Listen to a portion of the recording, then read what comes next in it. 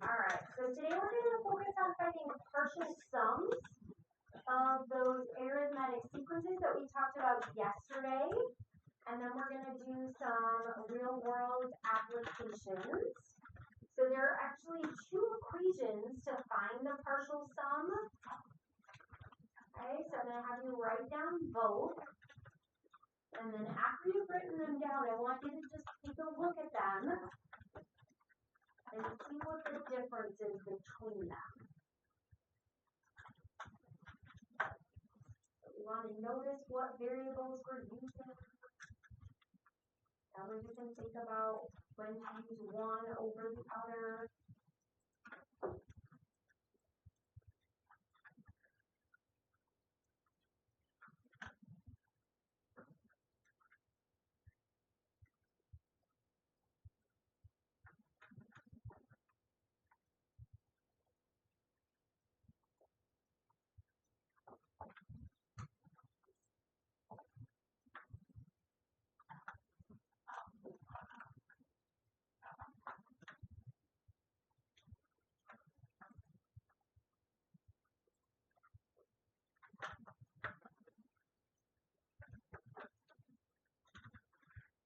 Alright, so what variables do we notice are in both of those equations? Yep, a sub 1 is in both of them. Okay, so that's your first term. Okay, what's another one? Someone besides Harrison. Yep, n, good. So n is at the start here, and there. Okay, and then what is different about them? Yeah, so the second one has the common difference d, and this one has what? The a sub n. Yep. So we're going to talk about what situations are going to be beneficial for each equation. And then sometimes you're going to have a choice. Sometimes you can use either one, and you can decide which one you think is best. So in example 1, it says find the sum of the first 40 terms, and they give you a sequence. So think about what you need to find a value for that given equation.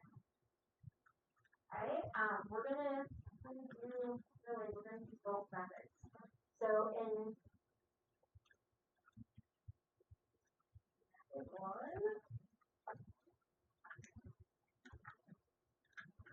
okay, in method 1, I'm gonna do what I think most of you would do in this situation. So if you have to find the sum, we're gonna use one of those two equations. And then it says you're going to find the sum of the first 40 terms, and then they give you this is your sequence. So from the sequence, we can pick out our a sub 1. What else does this sequence tell us? What other variable? Yeah, the common difference. What is it? It's 7, right? Going up by 7 each time. Great. Alright, and then if you're finding the sum of the first 40 terms, that means your value for n is going to be 40. So if I have a sub 1, d, and n, which equation do you think will be simpler? The second equation. So that's going to be our method 1. We're going to use the second equation.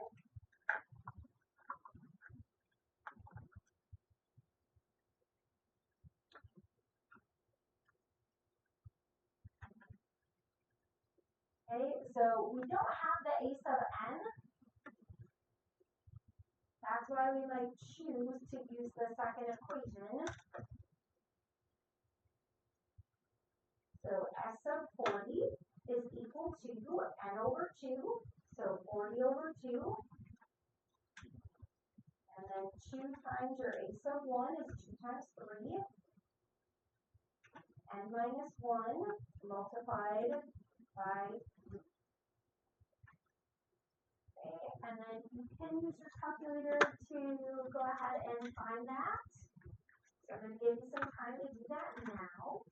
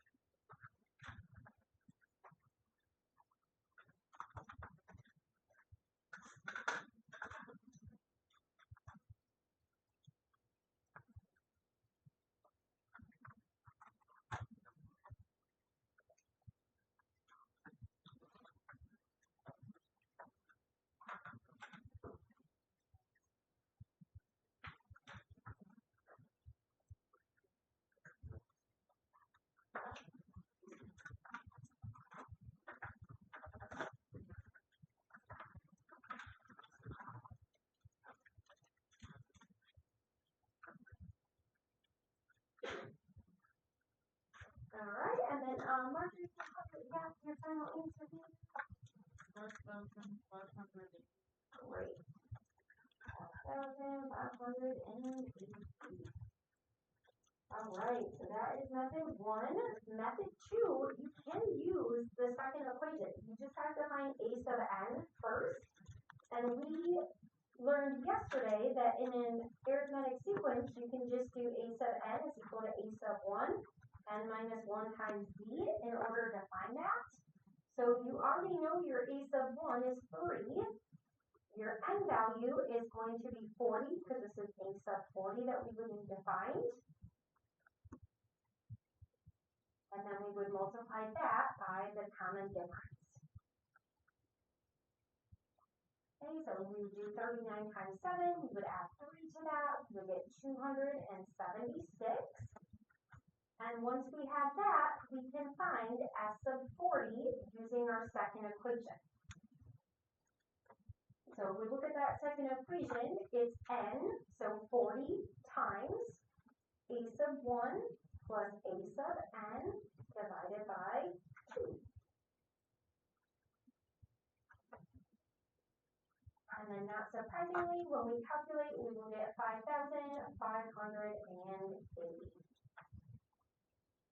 All right, so it's your choice what method you want to use. All you have to do is show the work for whichever one you choose. Okay, and then in example 2, we're going to find the partial sum. They will call this S sub n of the arithmetic sequence that satisfies the given condition. So they are telling you that it's arithmetic, so we know the form. Something we talked about yesterday in our equation is that sometimes instead of a sub 1, they just call it a.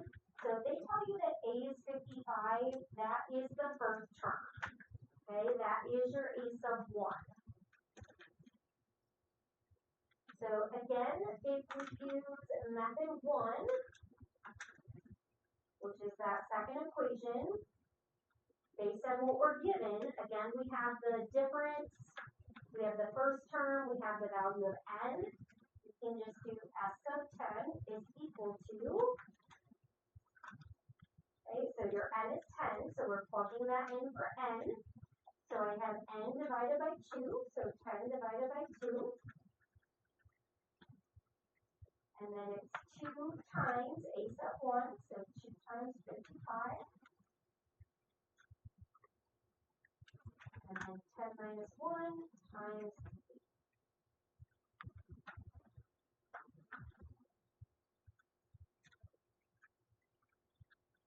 So I'm going to go ahead and give you time to calculate that. And then if you want, you just can do method 2 now on your own.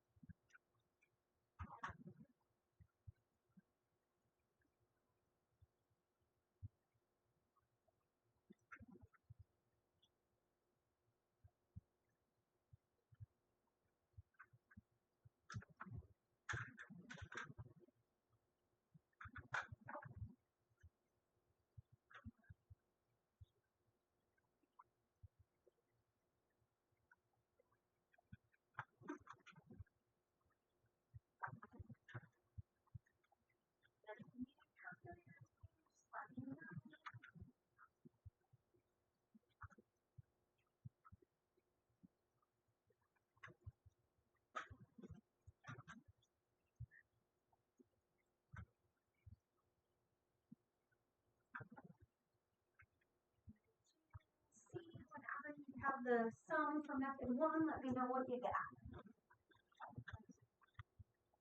Yep, 1,000 and, sorry, yep, nice, great.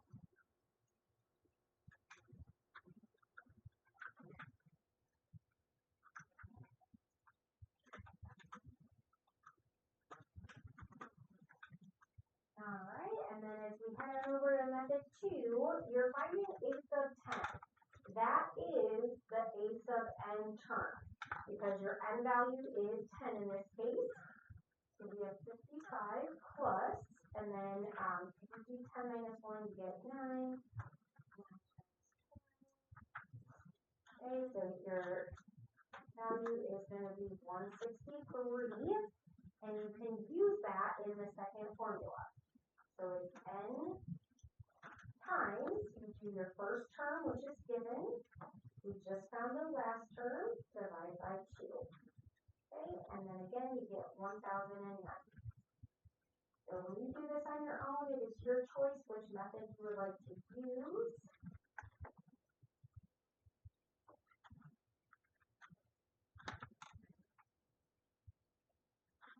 Okay, and then we're also going to see the summation notation again. So it tells you that a partial sum of an arithmetic sequence is given, and then we are going to find the sum. Okay, and we know it's arithmetic because we can see that this is linear, right? 5 plus 2k. So when we're doing this, we are going to use that second equation, and we can start by finding the a sub 1 and the a sub n terms to use that second equation, which is just the first and the last terms. Okay, so a sub 1 is the first term, the last term is a sub n. Now, depending on what you're given, it is going to determine what you're going to plug in to find these.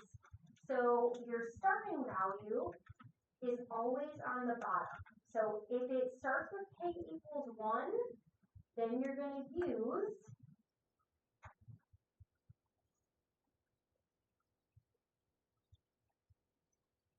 1 to find a sub 1. Okay, if this number was not a 1, you would plug in something else to find a sub 1. Okay, so it's whatever your starting value is here, that's what you're going to use. So a sub 1 is equal to, and then what do I plug it into? Let's see. What do I plug 1 into?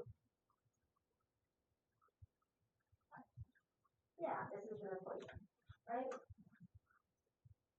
This is your a sub n equation. So it's 5 plus 2 times k.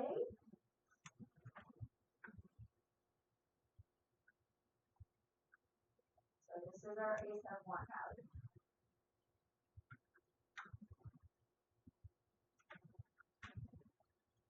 Alright, now to find the last term, we know that it ends based on what's on the top of the sigma. So we're going to use k equals 15 to find a sub n. That's your last term. So a sub n is equal to 5 plus 2 times k, so 2 times 15, 30 plus 5 is your a sub n.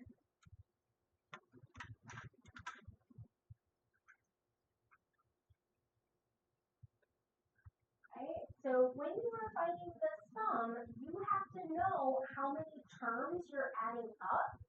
So you have to find s sub n. And in this case, what is your n value? Or how can we find it? Do you guys remember from yesterday? How to find the number of terms? Alright, maybe we should write it down. So to find the number of terms, you take your ending value, you minus the start, and then do you guys remember the last thing? Something with 1, what do you do? Add 1. Okay, so then all we have to do for this is our n number is 15 minus 1 plus 1. Okay, so this is equal to n. There are 15 terms. So we are going to find s sub 15.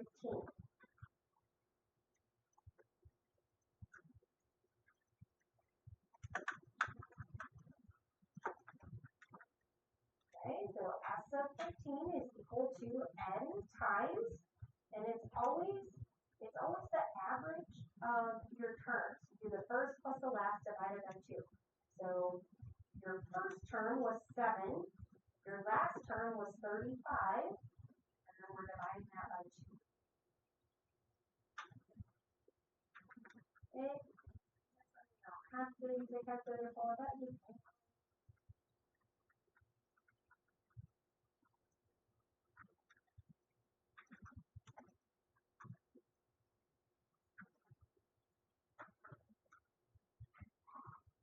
And then Sam, just let me know what you get for your final sum when you have it. Yeah, great.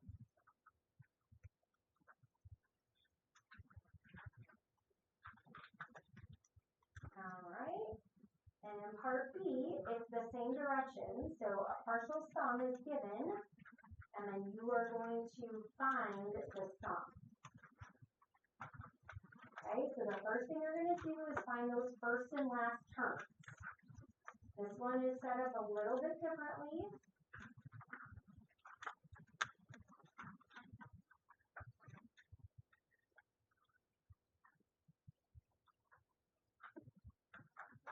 Okay, so think about how you have to find the a sub 1 and the a sub n.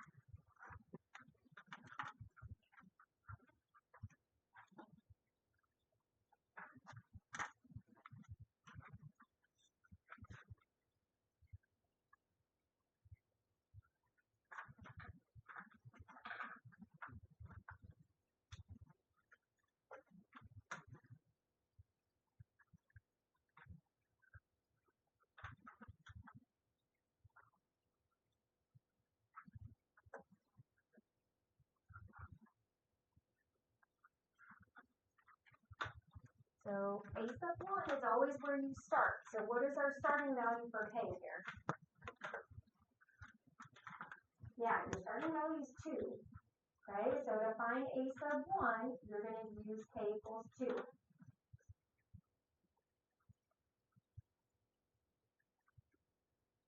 Okay, to find the last one, it's whatever's on top. So for a sub n, k equals 15.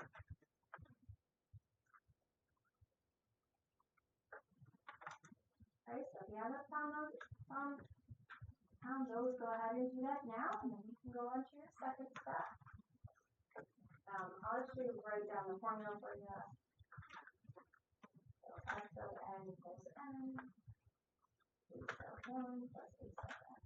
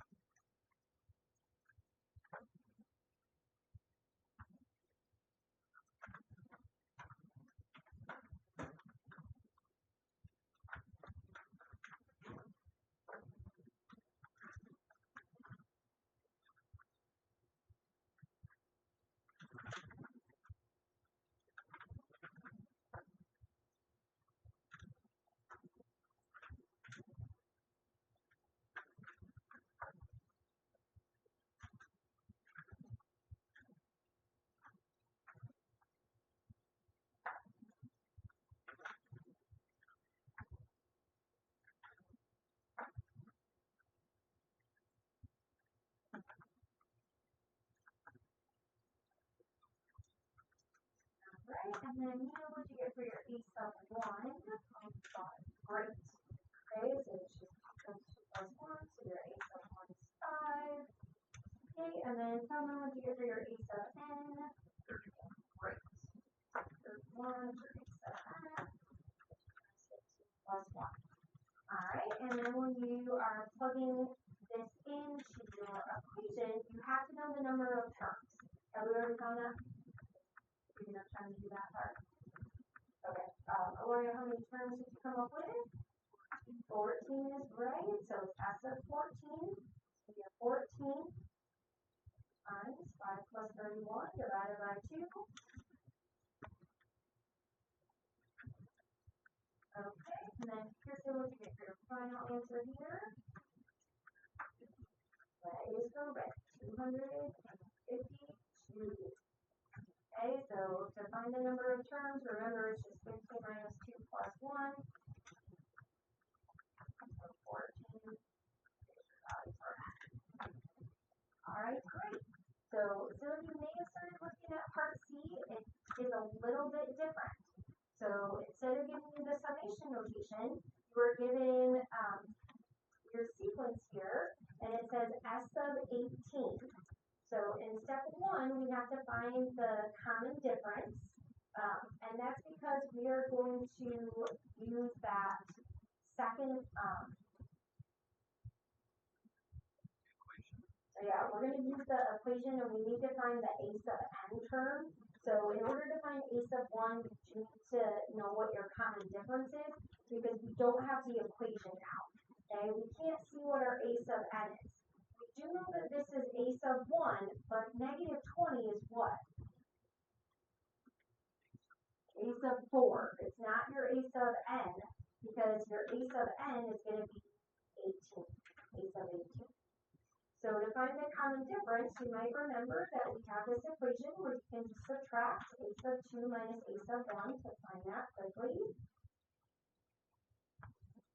I like using that just so I can verify if it's negative or positive. This is going down, so it should be negative, so just double check that you have that. And then like I said earlier, we know our n value is going to be 18 based on this. So S sub 18 means n is going to be 18. So we're going to find the a sub n term, which is equivalent to a sub 18. Okay, so to find that term, because we know this is arithmetic, we can use the equation that we learned yesterday. And our a sub n is 18, our a sub 1 is 13, n minus 1 is going to be 17, 18 minus 1. And then now we know our common difference is negative 11.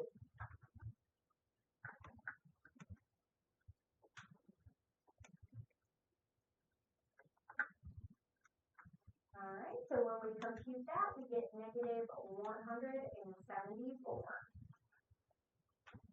Okay, and then just remember, this is what goes into your equation is your a sub n. So now we can find the sum.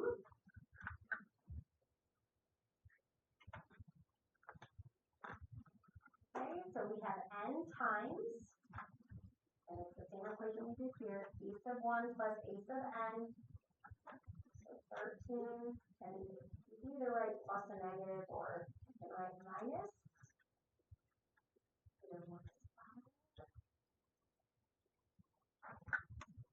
And then I'm going to calculate that, just let me know what you get.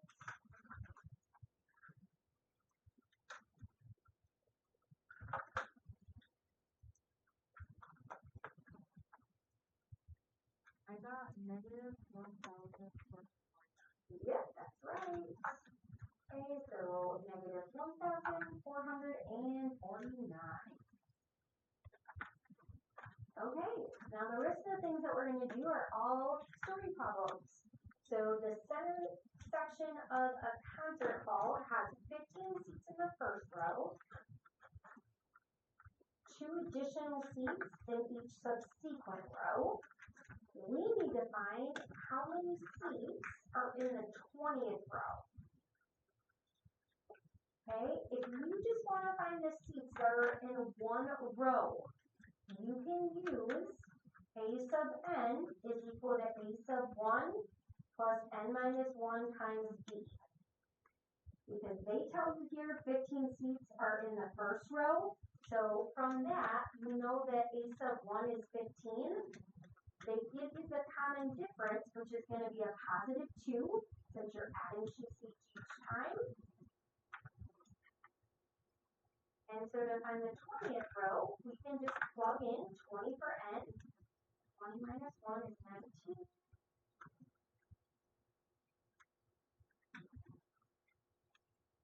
19 times 2 is 38. 38 and 5 is going to be 53. Okay, so how many seats are in the 20th row? 53 is your final answer.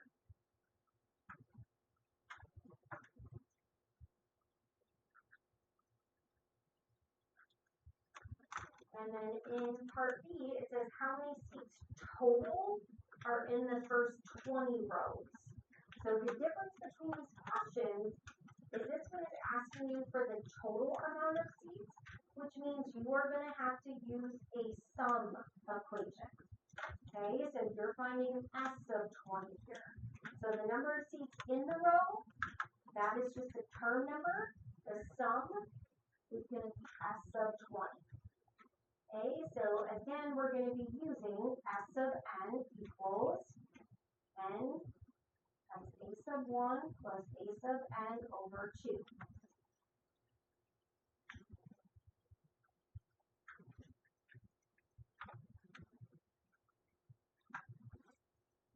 Alright, so we know that we are finding S of 20, so I can plug in 20 for n. We also know a sub 1 is 15, and then based on part A, we know a sub n is 53.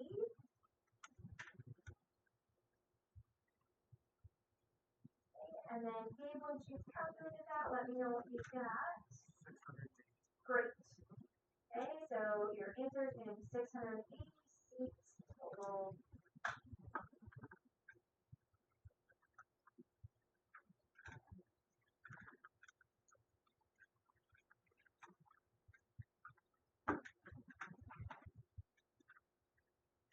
Alright, and then in example 5, they tell you that there are a total of 1,000 seats in an outdoor amphitheater with 20 rows, where each row has 4 more seats than the previous row. What we have to find are how many seats are in the first row and how many seats are in the last. So the first thing I want you guys to do, we highlighted 3 pieces of information together. Okay, I want you to label what each one of those represents in terms of our variables. Okay, so I want you to assign a variable to each one of those.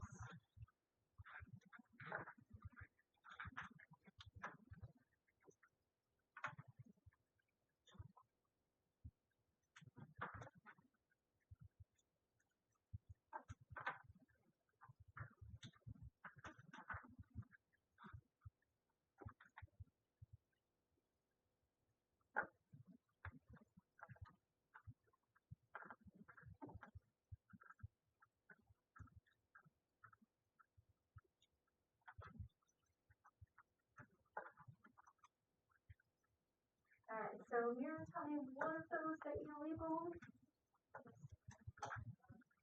Yep, S of n is going to be our 1,000, and in this case, your S of n, I'm gonna put that with that. Jaden G, give me one more that you labeled. Okay, and so we're gonna just write this as our n.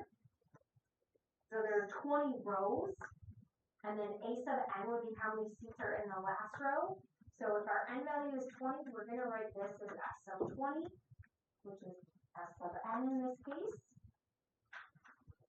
Alright, and then Zoe, what's 4?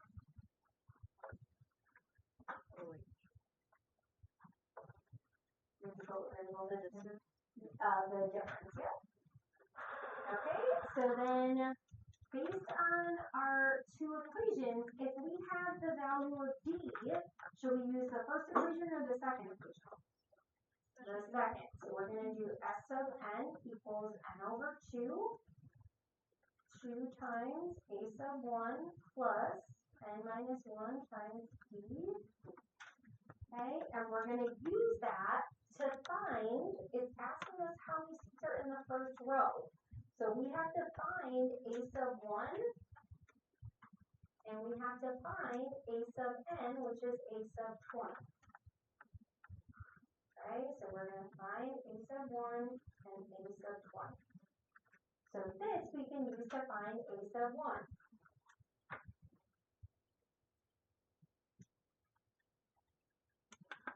We're going to plug in what we know. S sub n is S sub 20.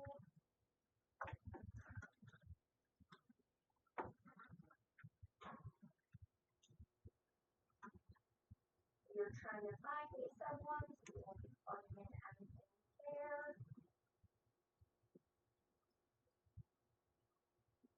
Okay, and then we're going to solve. Take some time to do that.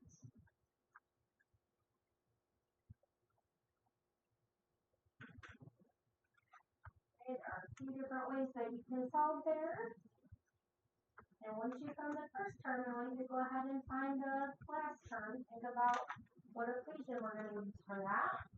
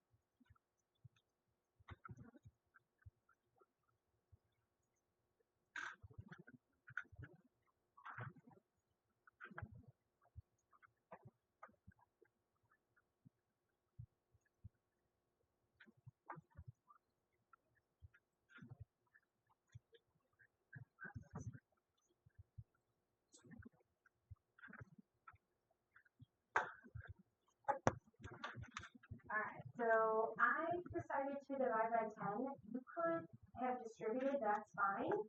Okay, and then you have 100 is equal to 2a sub 1 plus 76. So we subtract 76, we divide by 2. And we should find a sub 1 is 12.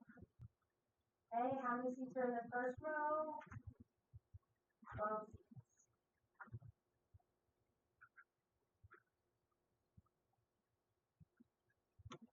Alright, and then if you're going to find how many are in the 20th row, what are we going to use? How do you find the 20th row? Yeah, well, which equation? So if it's the 20th row, it won't be a sum, right? It's just how many are in that row. So we can use a sub n is equal to a sub 1 plus n minus 1 times 2. Okay, so a sub 20 is equal to 12 plus 20 minus 1 is 19. Our value of t is 4. We'll calculate. And what do we get? 88 is right. Okay, so 88 seats in the last row.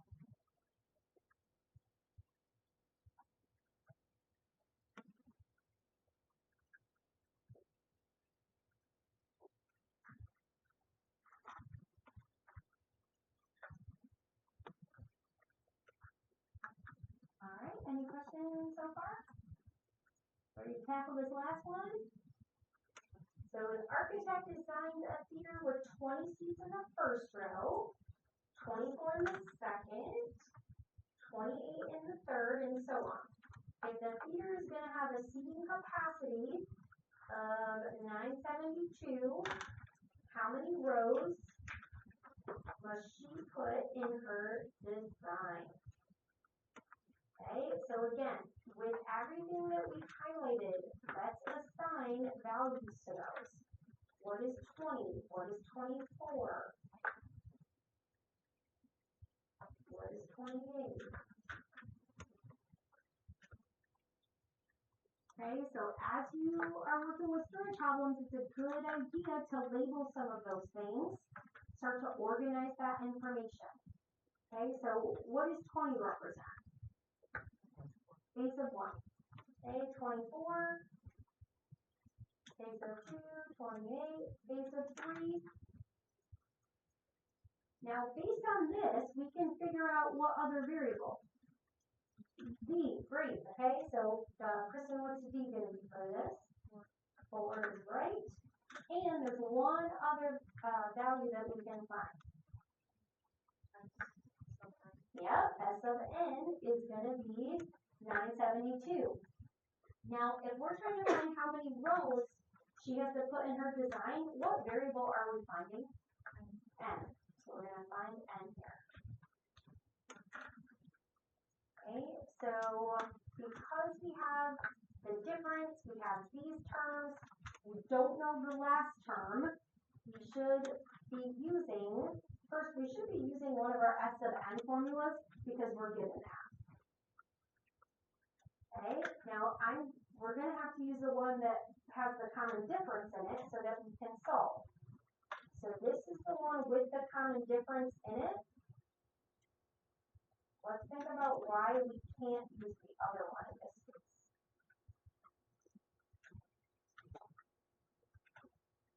It has a sub n and. So what would be the problem with using these two? Well, because it has two unknowns, right? So we don't know a sub n, but we also don't know, you have your two values that you're going to find, and you're going to have your two unknowns. You don't know n, and you don't know your a sub n. So if you have two unknowns, you aren't going to be able to solve. Okay, in this equation, we only have one unknown, which is n. Alright, so let's plug these in. We have 972 n over 2. We do have a sub 1.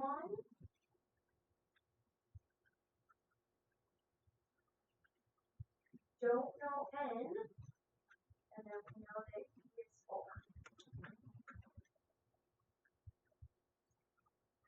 Okay, so now I'm going to start to simplify. What can I simplify inside my parentheses?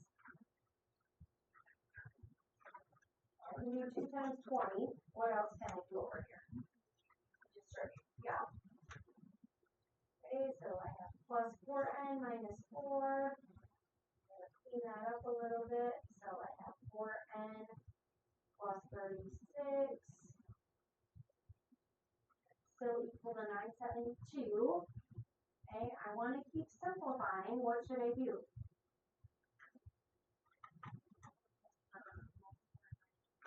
Yeah, I'm still distributing. I'm still going to multiply. N over 2 is the same thing as 1/2 n, right? So we can distribute. Half of 4 is 2. N times n is.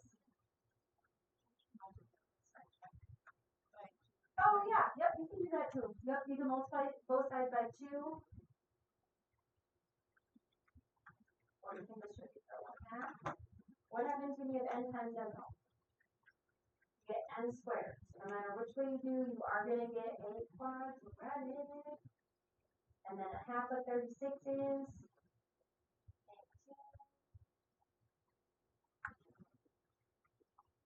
Okay, and then from here, if it's a quadratic, how am I going to, or what do I have to do in order to solve? Yeah, you want to move everything to one side. So we'll subtract 972. And what are some ways that I can solve a quadratic? Factor, good. What else?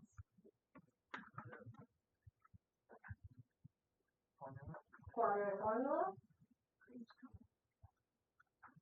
We are going to do that, yeah. That was part of that one. Cedric, what's the last one? No. What's the one you said first? Yeah, complete the square. Okay, so yeah, you do have a common factor here. And so the first thing I would do is divide everything by 2. Because it's an equation, you can divide, you don't have to out. And then you're working with smaller numbers. Now, this is factorable. How do we know that? Just have me tell you. How do you know it has to be factorable? It's going to be a whole number, right? You're going to have 18.6 rows, right? Okay, so they have to be integers. And if you have the integers, you're going to be able to factor it. Okay, I'm going to leave up how you want to solve that, up to you. Okay, with the factoring, 46 is a pretty large number, so I don't really want to guess and check with that. I would use a quadratic formula just because with that large of a number, I think that's going to be easier and not as mentally strenuous. So you can choose. You can factor, or you can use your quadratic formula, or you can complete the square.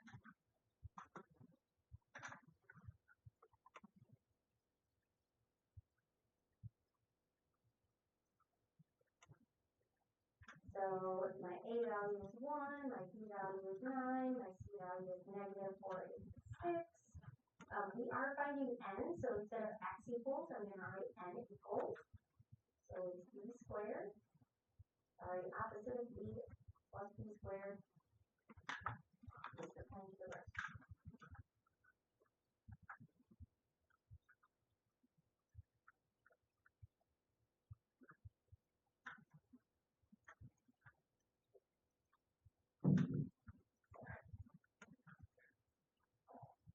We got this. Alright, so the opposite of b plus or minus b squared. The square root of b squared. Which I will put in 9. Back, you know what? I'm just going to do 9 squared is 81. Almost caffeine time. You guys with me here?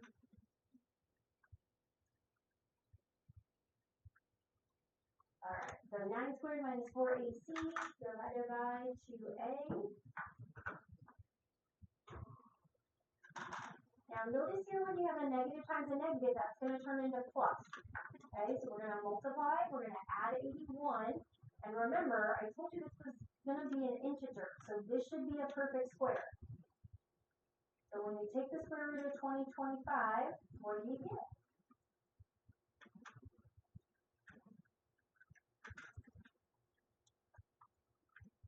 What's the square root of 2025? 45. Okay, and then we do have the plus or the minus, so you would get the two solutions, but because this is a real world problem, we can reject the negative solution. You're going to have negative 27 rows, right?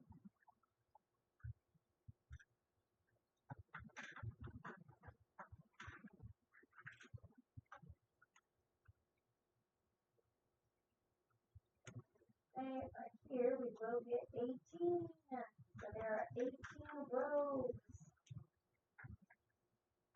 Okay, so if you factored, you would have n plus 27 and n minus 18, and you would set those equal to 0, and then again, you just reject the negative. Okay? Alright, so, I'm going to put up your assignment for today. And then you can choose if you want to work on that, or if you want to chip away at that review.